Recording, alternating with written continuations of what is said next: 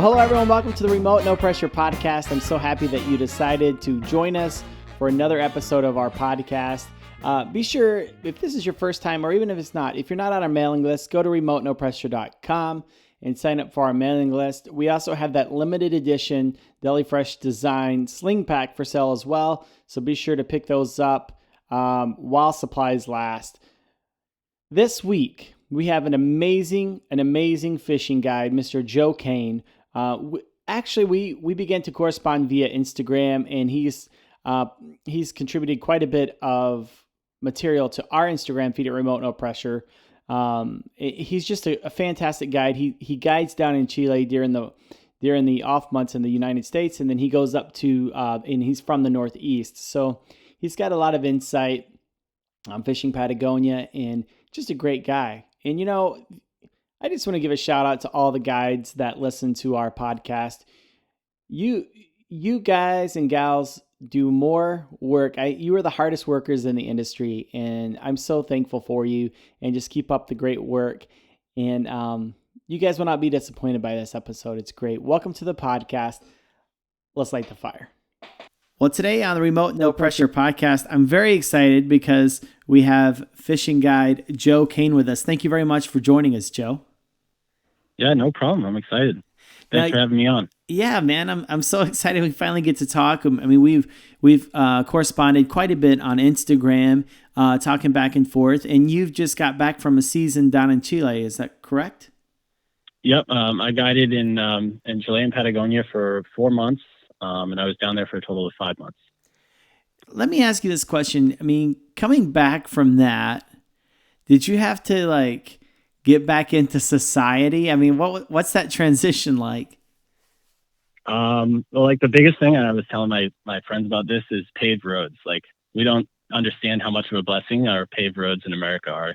I lived basically on a dirt road for 5 months, and some of them were serious, dirt roads that you're off-roading basically with, cataracts behind you, and you take for granted being in America, the little things like, paved roads, having, cell phone connection all the time is huge, and being able to, navigate your way, just looking at your phone is a serious first world blessing that we have in America.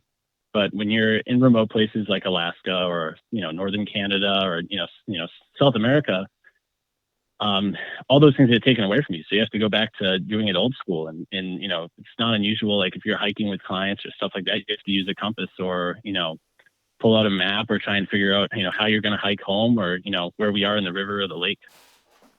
Do you think we've lost the art of trailblazing and using maps? I mean, it seems like it's such a romantic idea, or we're so far removed from that. Do you think that that's still a very important thing to teach our children in the future of anglers and guides? Yeah, I think so. Absolutely. It's important when you're guiding, and I didn't realize this till I started guiding down there, to be a really good problem solver and always sort of think ahead, whether it's with your boss, like the head guide, or, the manager of the lodge, and always think of, what could go wrong and, how are you going to get out of that situation? And that's, everything from when you leave the lodge in the boat or the truck to when you get back at night. And I think that we've lost a lot of that in our society.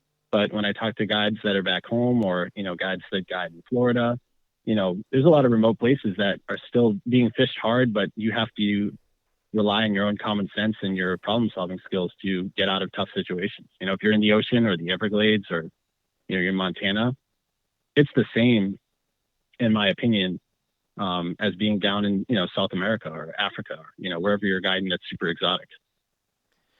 Joe, let me ask you this question. How did you get into fly fishing? How did this start inside of you?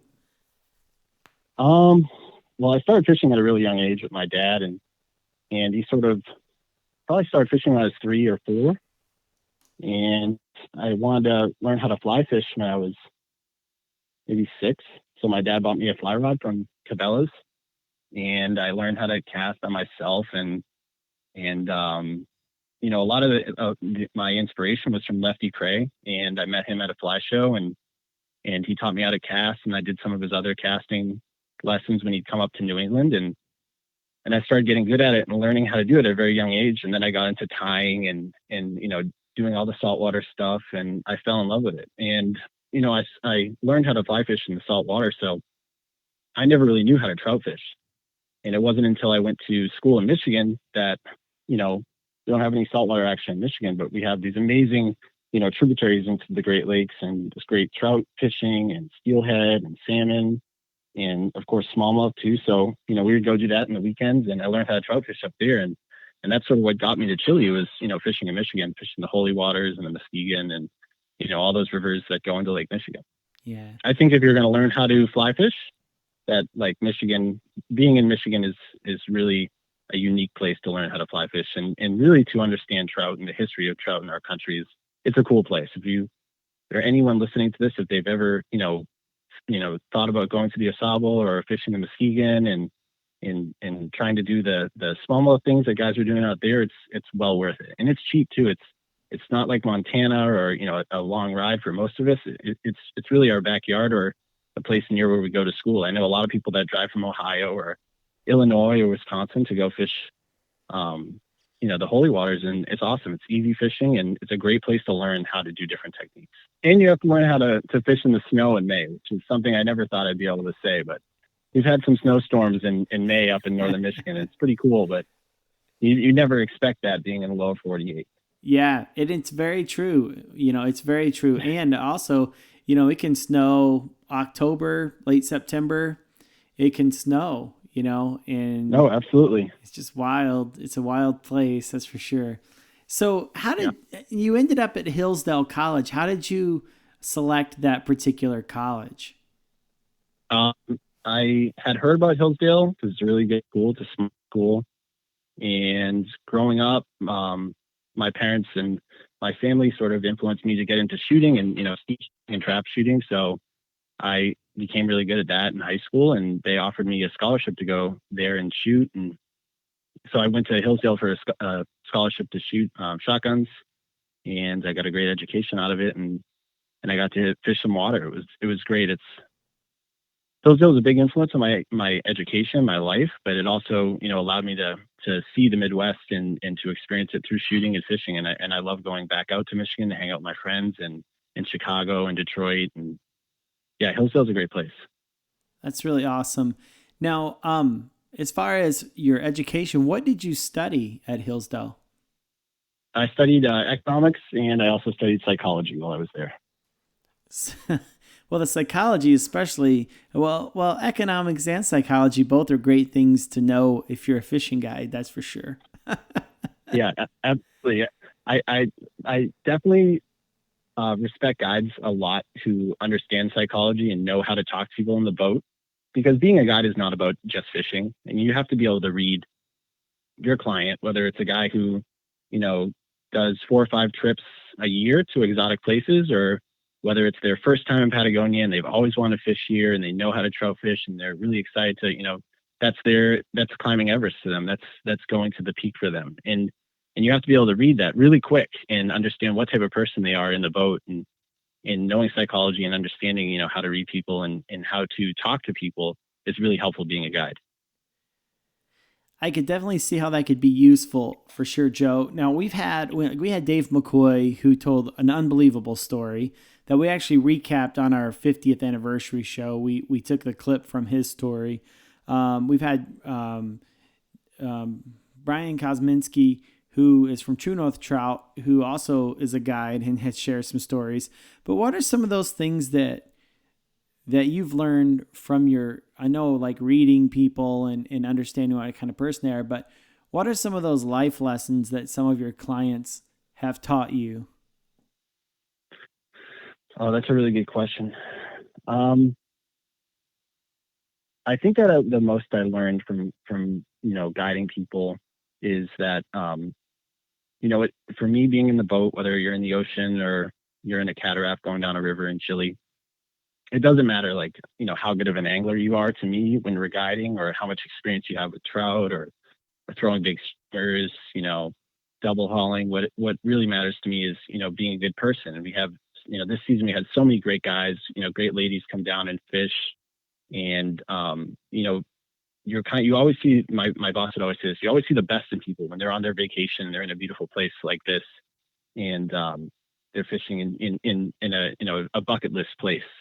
So, you're always having fun with them. A lot of, like, I guided for this older couple, and, we fished for like 4 days. 2 days were awesome. One day was really slow in the river. And, I was really pushing it too. I was working hard for them and, trying to get them a big fish. And at one point they were like, Joe, just, relax. Like, we're just fun. We're having fun here. And we're just glad that you're here with us, that you're on this adventure with us. Cause this is like one of our last adventures together, that we're going really far away from home. We're fishing a really remote place, a tough place to fish too. And we're just glad to be here and look at these mountains. And that kind of put it in perspective to me, because, you're surrounded by the Andes all day. You're catching fish, huge fish all the time. And you're really, as a guide, working hard for these people. But it puts into perspective, because you are part of their journey, their experience, and their vacation. And they're always going to remember, that guide, or the guide they had when they caught a 32-inch brown. And that's pretty special for me. That's amazing, being part of the process. And we've talked to several guides and people in the industry about process versus results. Process versus results driven fishing. Would you say that you are more a results driven, like the number of fish you catch, or are you more of a holistic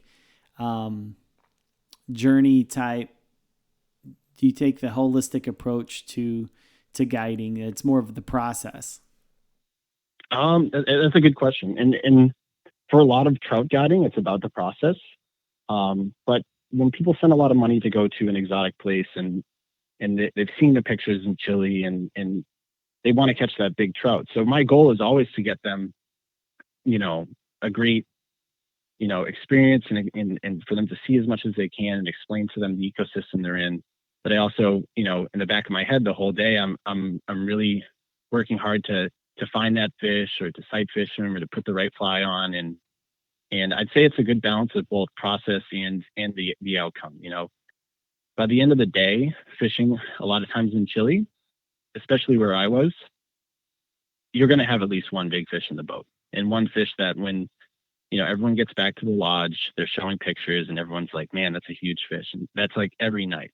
But usually, what they're talking about more often is like, wow, we saw, 2 condors flew like 10 feet over our heads, or, the lake was dead calm today, and it was so beautiful looking at the Andes, and we got to see the glaciers. Those are the things that they really remember, and they want to share when they go home. More often than not, when people go home and you explain like, oh, my vacation in Chile, or, Argentina, they're not going to talk about just the fish. They're going to talk about, the amazing people they met down there, how amazing Chileans are, and the lodges, and, how beautiful the mountains are. And I think that's more important. You have to, being a good guide is explaining to them, and really showcasing the environment that you're guiding in, rather than just the fish. Yeah, that's a good point. And it goes back, I think, to the psychology of the customer, because like we had, I don't know if you heard the episode with Rick Barry, the NBA legend free throw shooter, but he's like, he scored like 92% of all the free throws he shot, and he shot it granny style. Okay. That's how he like made these shots. And he's a fly fishing fanatic, and he's like, all I care about is results. When I go fishing, I don't want no food from the lodge. It's all fancy. Bring me a sandwich on the river and feed it to me while I'm fishing, because I got to catch the most fish. He's just that real results-oriented person. And for him, that's soothing to him. That's his process. Yeah. I mean, that's one way of looking at fishing. But I feel like if you go into it with that mentality, you're going to end up being disappointed more often than not, because, we both know this, fishing is fishing. Like, you're going to have days where you don't catch fish, but if you're trout fishing, you're not going to have many days that you can say that the environment and the landscape that you're fishing in sucked. Most of the time you're going to be like, well, we didn't catch many fish, but man, we were in a beautiful, part of this world, whether it's the Berkshires, or, the Osavo, or somewhere exotic like, Mongolia or Alaska or Chile. I think it is important to want to catch that big fish. I'm totally a huge fish guy. Like, I love catching big fish, and if I had my way, I'd rather catch one huge fish, one fish per week that was 30 inches than, catch a bunch of small fish. But I also realize that, you can easily forget, or get acclimated to the beauty of the surroundings that these fish swim in. And you have to remind yourself, like, every time you wake up, whether you're on vacation or you're guiding somewhere cool, like, we're really in a beautiful spot right now. Trout don't swim in bad landscapes, man. They always are in, the best, most beautiful landscapes and environments in the world. You can bet there's a trout there. What's the nastiest fish or the nastiest place that you've caught a fish, Joe? The nastiest place? Yeah.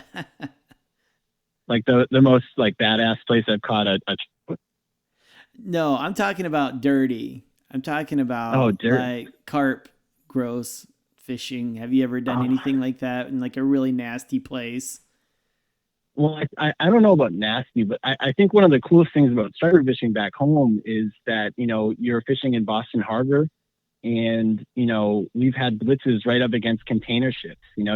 It's totally urban fishing, and there's huge tugboats going right through blitzes. Like, that's probably like the pinnacle of urban fishing for me, but I've never, really thought about it like fishing in a totally disgusting environment. I just think that it's cool to, when I come home, we fish in Cape Cod, and it's beautiful and everything's pristine. But when you go to like Boston Harbor or even New York Harbor, the fishing is really good in those, two harbors at certain given points of the year. And it's cool. It's always cool to be fishing like right next to an international airport with cruise ships going by you and tugboats flying through your blitz, and you're throwing, clousers banging them right against the hull of a container ship. Like that's probably the most urban I've ever got.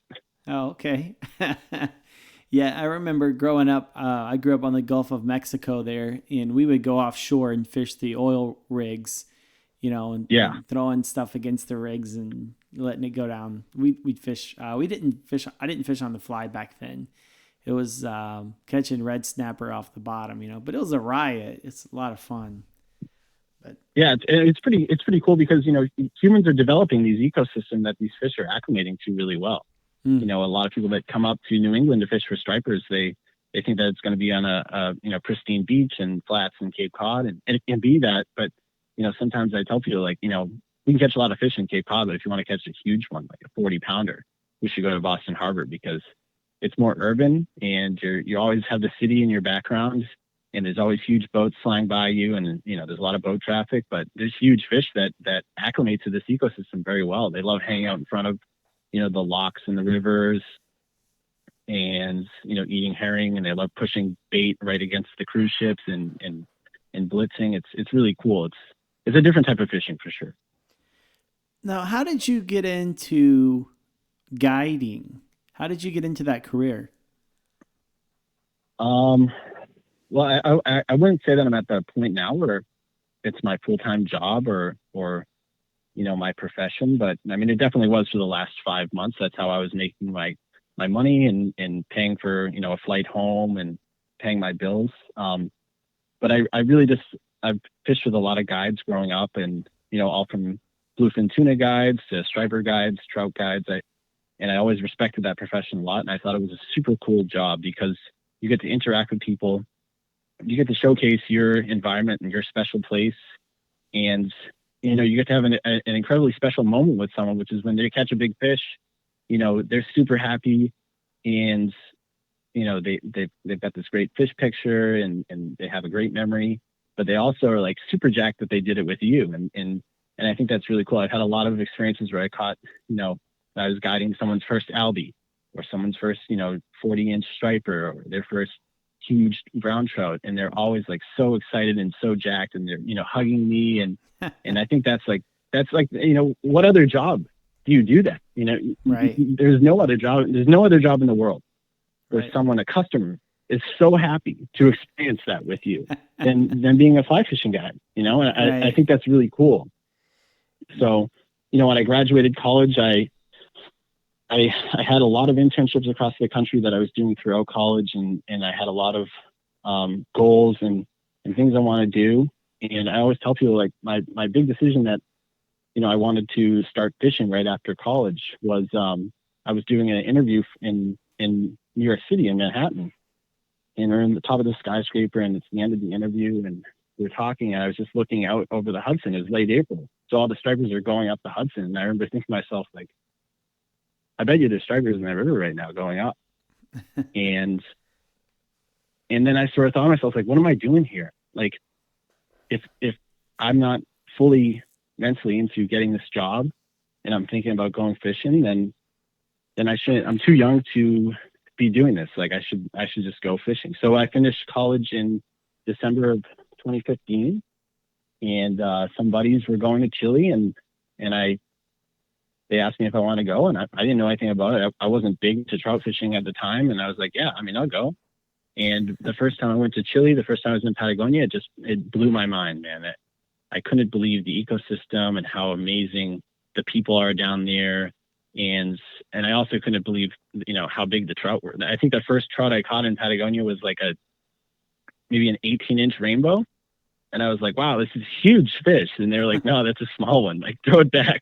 Because we're going for we're going back for like a 26, 28-inch rainbow. I was like, what are you talking about? That's like, where are we right now? What planet are we on that, like, we're throwing back 18-inch rainbows like they're small. And then fast forward, to this year, and I bought a one-way flight to Chile, and I just wanted to experience it all. And I started guiding there, and it's been awesome since I graduated college, and I decided, I was talking to my advisor in my last 2 weeks, and she was asking me what I was going to do and what my plans were. And I was kind of like, I think I'm just going to fish the world.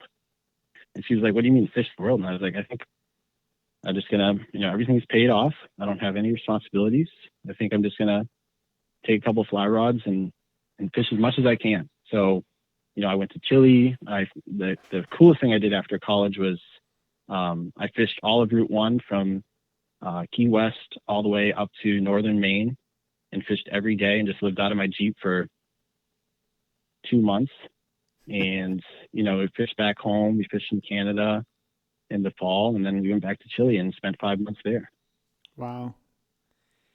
Wow, that's awesome, man. That's awesome that you could see the importance of that, because sometimes people don't realize that they need to do that until it's too late, and they can't, Like, yeah. You're at a time that you can do that, and that's just, you'll never forget that. You'll never forget those memories, man. And do you see yourself staying in the industry then, or would you like to pursue the economics thing eventually, or what is? No, I definitely see myself being in the industry. I don't see myself, like I tell people, I don't see myself being a guide when I'm 35. But I think that the fishing and outdoors industry is super interesting, and I love the people involved in it, and I love the idea of conservation. And I think that a good way to apply my economics degree would be in conservation.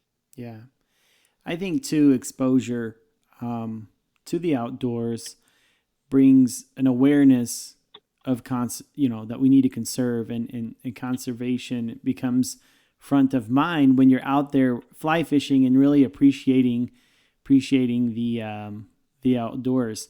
Have you seen anyone who was introduced to fly fishing, or that fly fishes, or maybe yourself, Joe?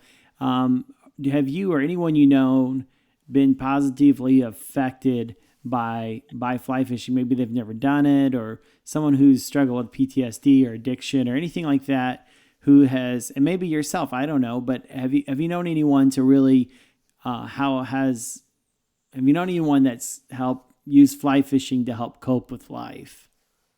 Oh, absolutely. I mean, I think a lot of us, whether we're going through something now or we have in the past, we use fly fishing as a way to expose ourselves to, the true person we are. And especially guys that take fly fishing seriously, they start to take, the species seriously and the ecosystem seriously. And that helps them grow as people. And you see it with beginners. You see it with, guys that, take a trip to Chile to get over, an ex-wife or a job that they just left and things like that. It's pretty cool that fishing is an outlet for them to get back to themselves.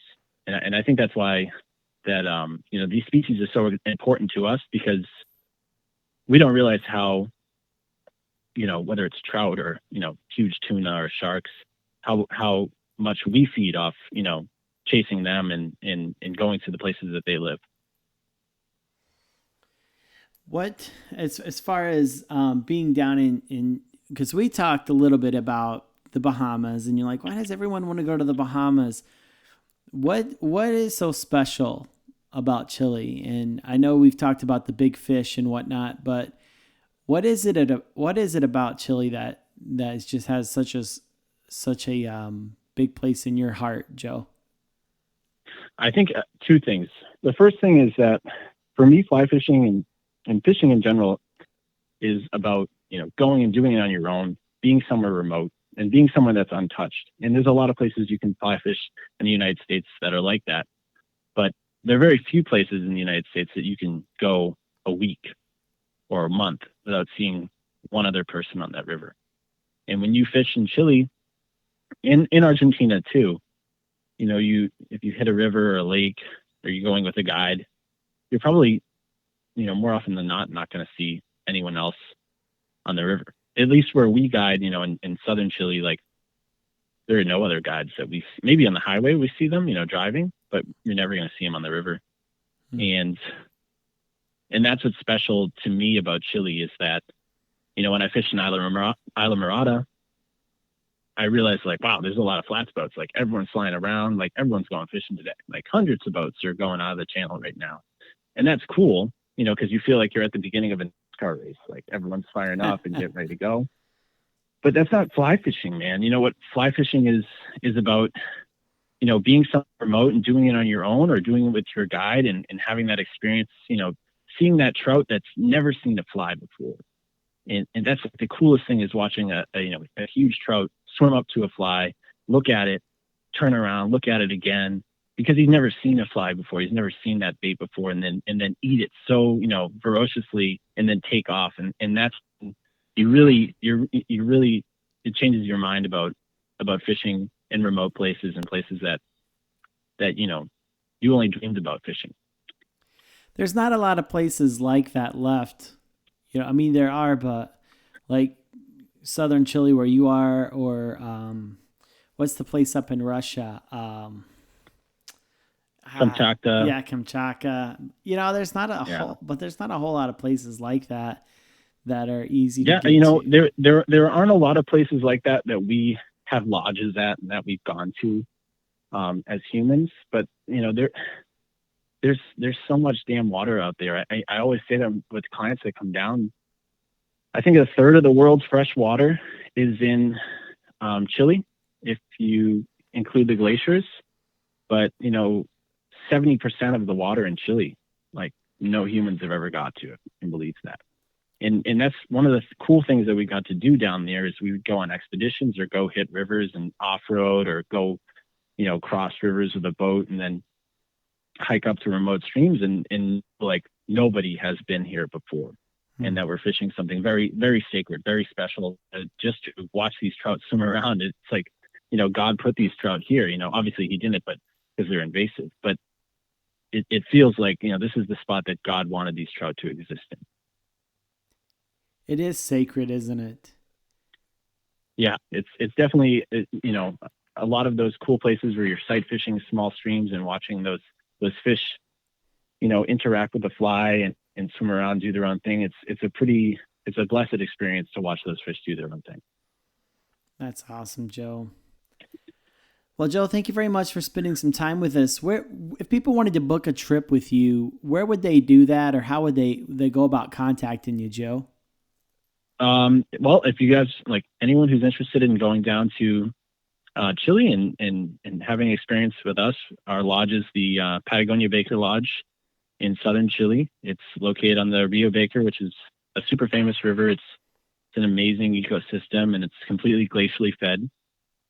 And that's an Orvis endorsed lodge. You can look that up at patagoniabaker.com, or you can go to Orvis, and it's on all over the Orvis website. And then I'm also guiding part-time back home for Cape Cod. Anyone can shoot me an email and say, hey, I want to come out for 2-3 days, or just want to fish for an afternoon with me. And no problem. I have the boat ready and we'll go hit some water.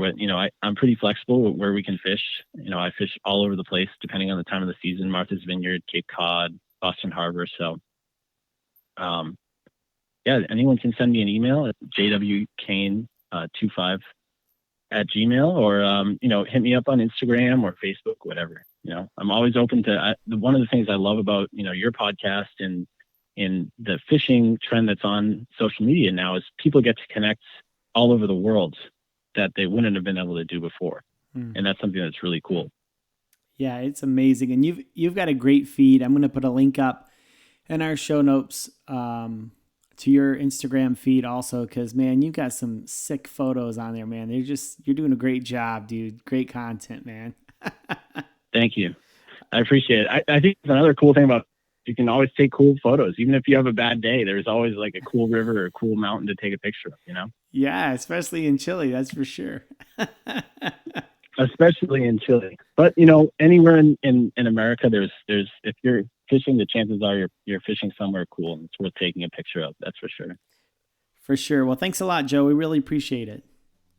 No problem. I appreciate it, man.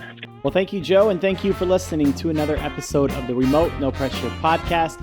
Be sure to check out our Instagram feed, our Facebook page, and also sign up for our mailing list at remotenopressure.com.